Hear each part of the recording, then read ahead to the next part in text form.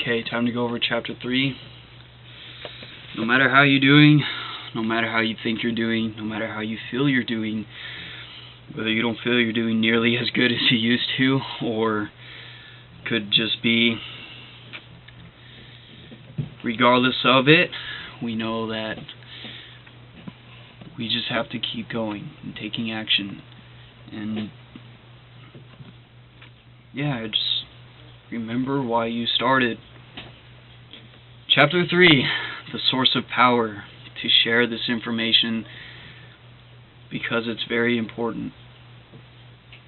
Man's brain, body, mind, faculties, and talents are the mere instruments he uses in demonstrating greatness. In themselves, they do not make him great. A man may have a large brain and a good mind, strong faculties, and brilliant talents, and yet he is not a great man unless he uses all these in a great way. That quality which enables man to use his abilities in a great way makes him great, and to that quality we give the name of wisdom. Wisdom is the essential basis of greatness. Now remember what wisdom is, okay? Wisdom is the ability to take the knowledge which you have gained and apply it in a specific purpose, okay? That is wisdom, actually using the knowledge. Wisdom is power. Knowledge is potential power. Wisdom has the power to perceive the best ends to aim at and the best means for reaching those ends. It is the power to perceive the right thing to do. The man who is wise enough to know the right thing to do, who is good enough to wish only to do the right thing, and who is able and strong enough to do the right thing, is a truly great man. He will instantly become marked as a personality of power in any community, and men will delight to do him honor. Now, how awesome would that be? When people come to you and ask, hey, like, what can I do to make my situation better? Like, how awesome would that be to be that, that anchor for everyone else? Wisdom is dependent upon knowledge. Where there is complete ignorance, there can be no wisdom, no knowledge of the right thing to do.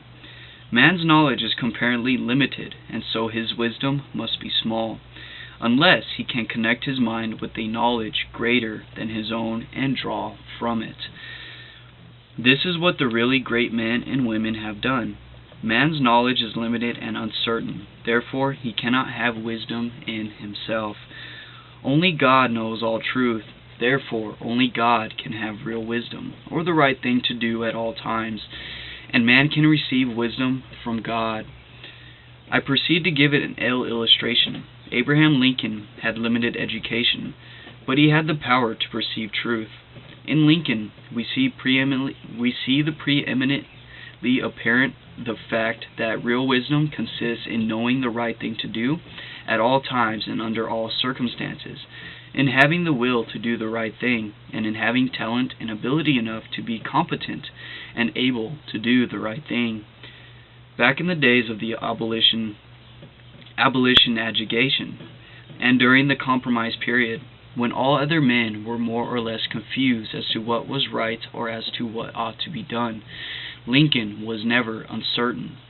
He saw through the superficial arguments of the pro-slavery men. He saw also the impracticability and fanaticism of the abolitionists.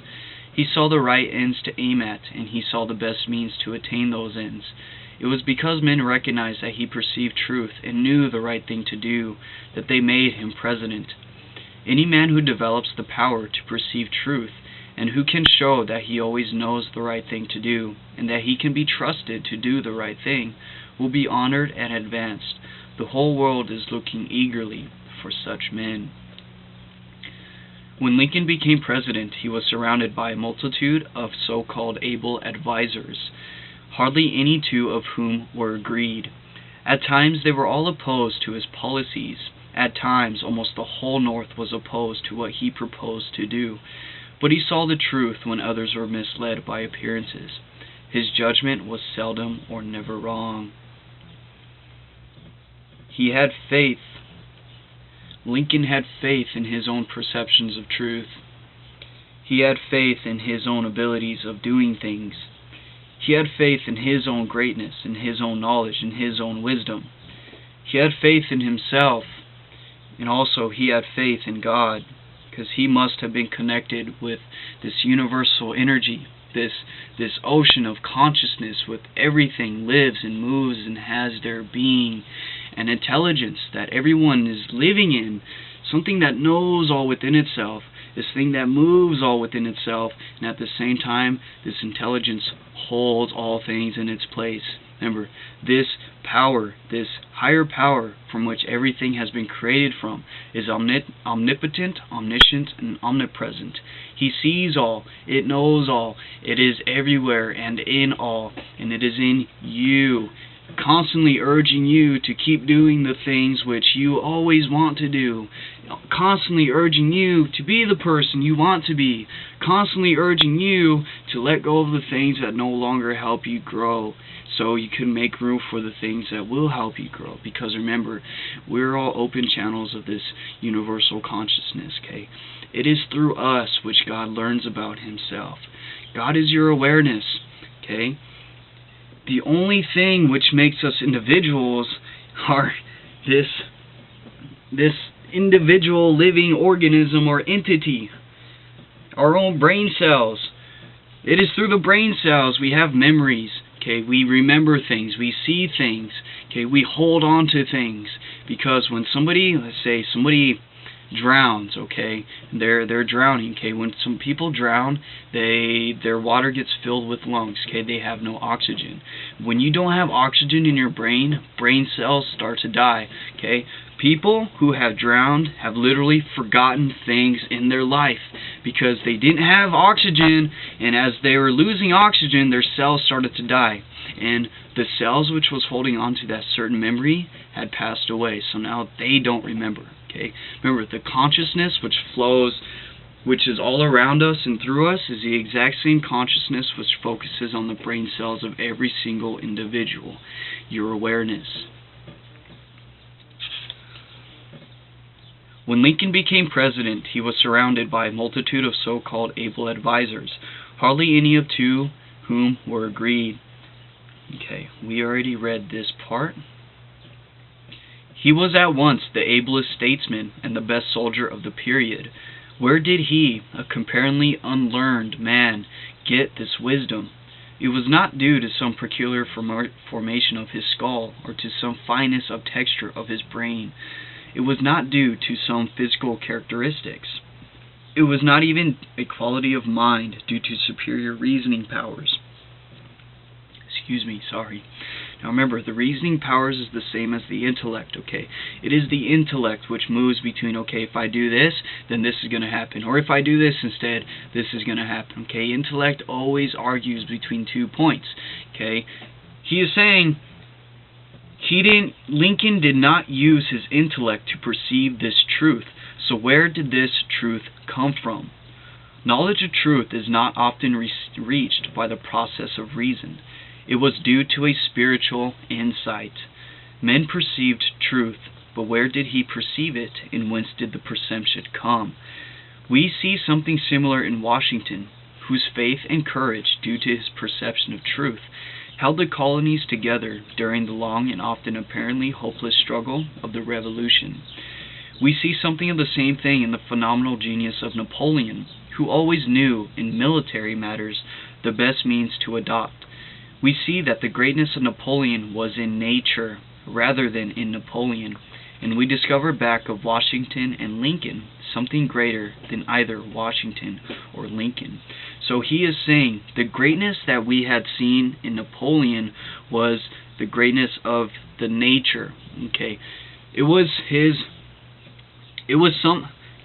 hold on. Come on, Corey. Okay, where are we? We see something of the same thing in the phenomenal genius of Napoleon, who always knew in military matters the best means to adopt. But we see that the greatness of Napoleon was in nature rather than in Napoleon. Because what is military matters? Military matters is taking over others, okay? That's all he did. That's all he wanted to do, was take over everything. That's all Napoleon wanted to do. And from that, That is why the greatness we see in Napoleon was in nature, because that is not an act of God. God doesn't do things to conquer other people. He does things to free people, because He wants us all to live together, creating together, not controlling and fighting each other and killing each other. Okay, we're not born to do that. We weren't made to do that. Okay. And then we discover back of Washington and Lincoln something greater than either Washington or Lincoln. So, Napoleon showed the greatness of nature. Washington and Lincoln showed the greatness of something else.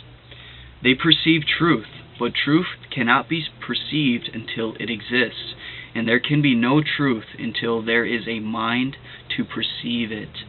Truth does not exist apart from mind.